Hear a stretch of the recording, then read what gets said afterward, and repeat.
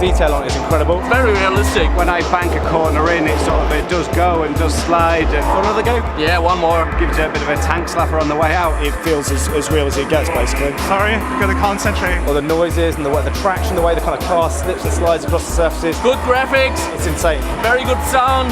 A realistic feeling. The most realistic game I've ever played, to be honest. The realism of DiRT 3 is just amazing. The graphics have come up another level from DiRT 2. The way the cars handle and the way everything looks, it's just incredible. We're working much closer with manufacturers and racing drivers to make sure the physics are as realistic as possible for each and every car in the game.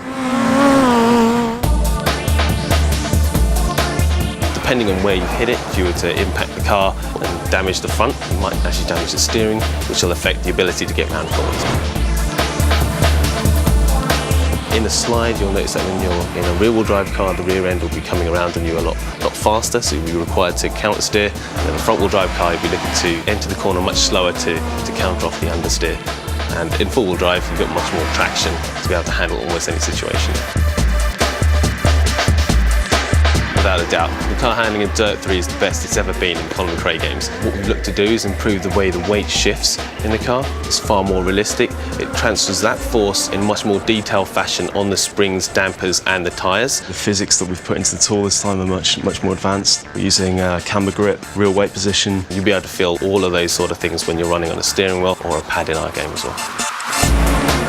DiRT 3 uses a very realistic physics model, and we aim to make the cars as realistic as possible. We can grab real-world stats, and from there we can really modify and alter the character around those figures. There's 400 parameters, so we can go on forever just tweaking, just to get the best out of the setup. Mind-blowing is the first thing that comes to mind.